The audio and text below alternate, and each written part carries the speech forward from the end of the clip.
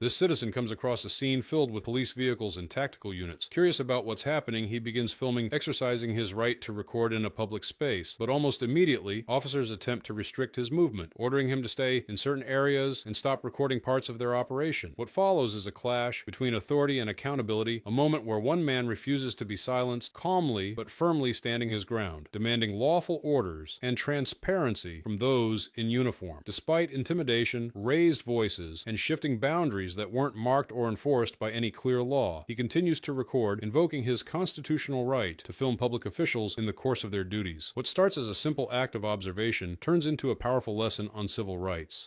What are we getting ready for? Hey, we're gonna have you stay on this side. Yeah, you can't. You can't record right here. You gotta stay right over here. What do you mean I gotta stay over here? This is public. over here. There's a business need. You can't use this part of the sidewalk, but you're welcome to stand there if you like. At least you're that way. You're in the shade. What? Yeah, you can't film the computers that they're using. What are they doing? We're working. Right, in a public setting, right? This is a public now, parking lot, police station. And right now we have a command post out right here. Where? This car. All right. You can stand right here. I don't want to stand in the road. I'm going to stand on the sidewalk. Okay. Well, then Why just should I stand on the road? I just told you. Huh? I just told you because we have a command post. So you want me to be in the You're not in the road. in the sir, traffic? parking lot.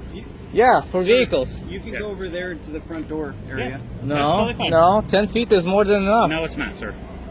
Listen, Sir, you I'm don't gonna need. tell you right now, What are you're you not doing? recording- You're not recording the computers over here. Is it open? No, it's not. It is open. It's in No. public view, right? It is not right It's now. plain view. What you're doing actually is you're blocking my camera. Do you know what I that am is? blocking your camera. Yeah, that's prior restraint. You need to get your supervisor here. am a Identify yourself. supervisor. You're the supervisor? I am a supervisor. Identify He's my yourself. supervisor. Hey, You got my name tag on you're your intimidating me recording. right now. I'm No, not- the law I'm not says intimidating you, the sir. law says you need to identify yourself. What is your name and badge number? I just told you. Sergeant It's right here. Demigowski, I'm Lieutenant Bond. Can I have a Lieutenant, conversation what with the you? hell's going on here? Why am I being intimidated this way and you're not stepping in right away? That's why I was walking over here and talking to you. Can you stop yelling at me, please? No, I'm not. Because now you've aggravated me. I just walked up. You just walked up here harassing me, threatening me, I violating my walked up. constitutional Why are you rights. yelling? Because I can. Okay. You got a problem with that? Well, it's not very polite. I don't give a damn if it's not polite. It's against the law to harass me. You walked Is that over to polite? us. You walked over to us. Exactly. I walked up to you because I can. Yeah. Because you're in public. Well, actually, we can have operations that Yeah? are restricted from the public. How? We can. Outside of the building? Yes. And no signs? No tape? No nothing? Would you like me to get some tape? Yeah, To get flash some you? tape. Get some tape and If put you it want- on. If you want to walk over there. Actually, I'll set some no. tape. Put on the tape and then I'll comply. Right now, you're more than 10 feet, more than enough. Understand? More than enough. Can you stop yelling at me? No, I'm not. Until you actually do your job properly. You're the one. That's what requires for you fools, tyrants, to do your jobs correctly. You immediately escalated this thing the moment I walked up I with the didn't camera. escalate it. I walked over. You there. too. I don't have- You're the lieutenant. You're supposed to put your sergeant in check right away. That's why. I walked Your over. sergeant came in here aggressively at You're me. gonna keep interrupting me. We can't have a conversation. Well, then go do your damn job. Put up the tape I'm and do your talking damn to you. job. Okay. Dismissed. Put up the We- tape. we will put up the Get tape. to Can you go putting over up there? your tape. No, We until will you over put some up your tape, I am more than sufficiently enough from where I need to be. Hi, my name's Brian Wilbur. I'm the commander here of the patrol division. I don't give a damn what Hi, you are I'm gonna- anymore, Commander. Sure. Go do your damn So job. this is what we're going to do, and I'm going to let you know, okay?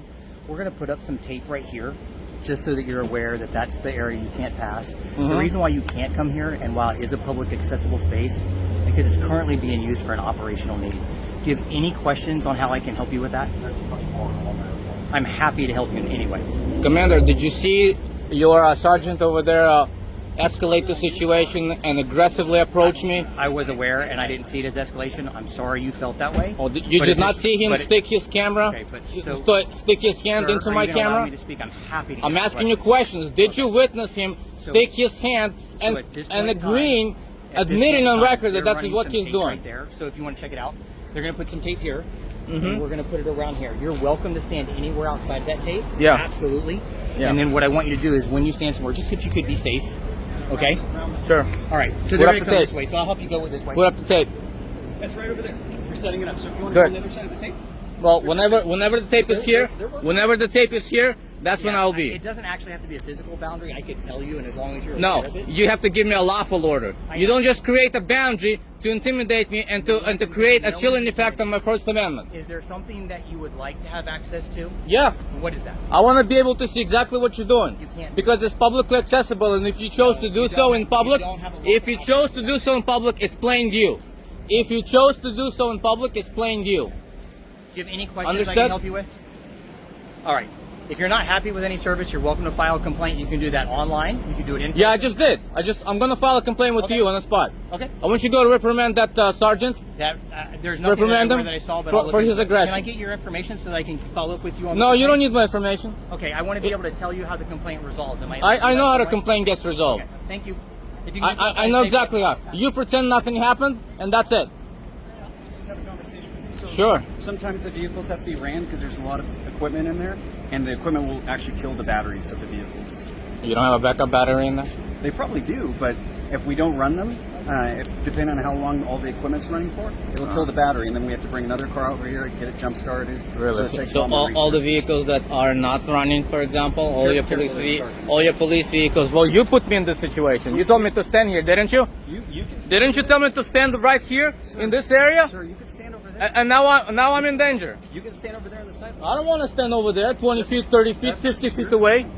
I want to be able to stand 10 feet away. Can I make you aware of like? So why didn't you just make it over here, right? So at least I can see and hear some of it. No, you specifically did it 200, 500 feet away. That's not 200 feet. Well, you don't think that's let's see, from this point to that point, you don't think that's 200 feet? That's 500 feet. That's 500 feet. Okay. You can point your camera to see if anybody else agrees. I want to with that. stand right here.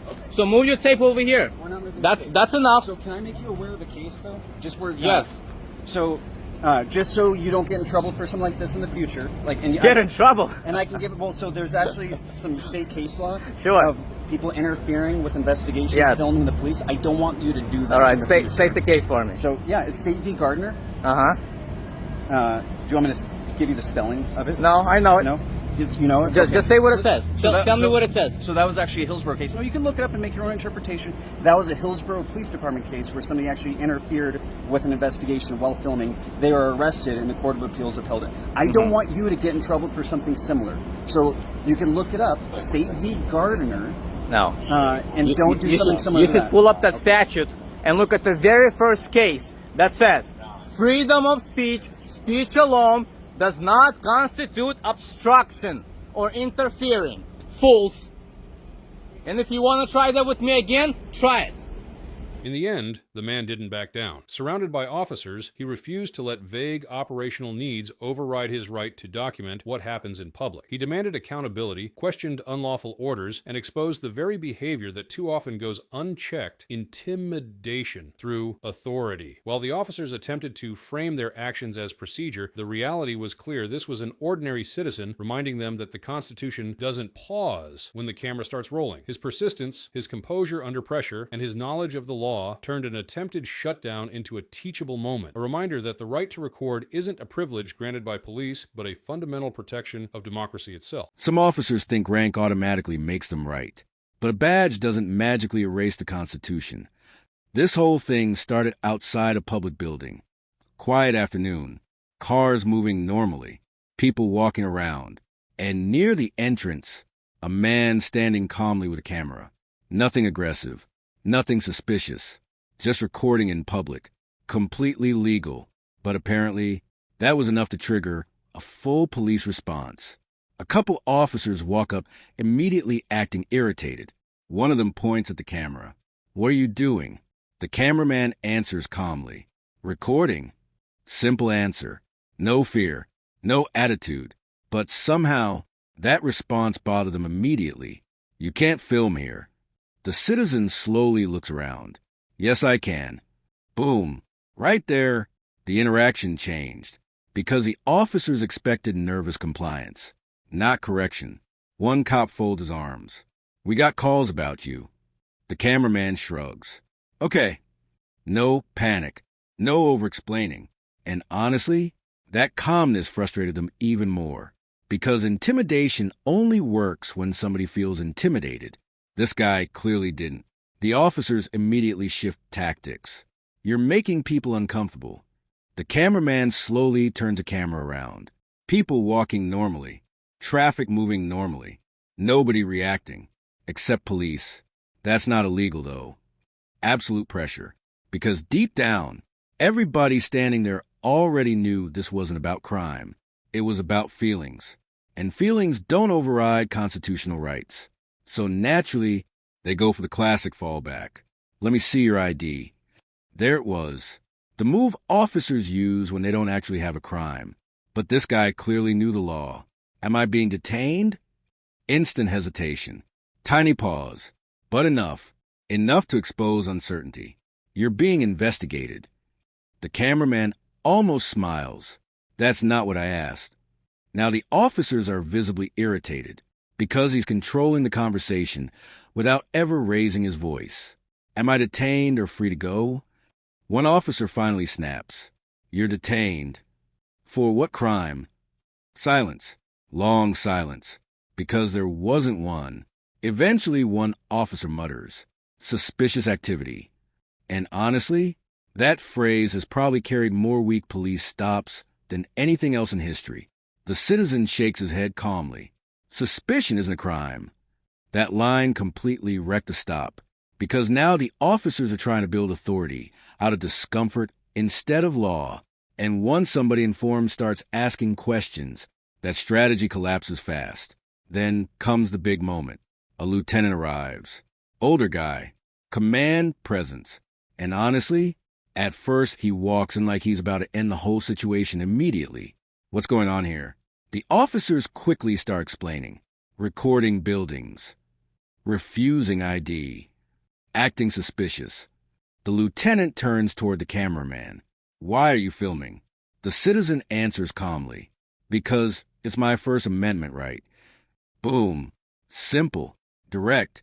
But the lieutenant clearly doesn't like that answer. You can't just stand around filming government property. The cameraman immediately pushes back. Actually, I can. Court's already ruled on this. Now the lieutenant starts getting defensive, talking about security concerns, suspicious behavior, officer safety. But every argument keeps collapsing under simple legal questions.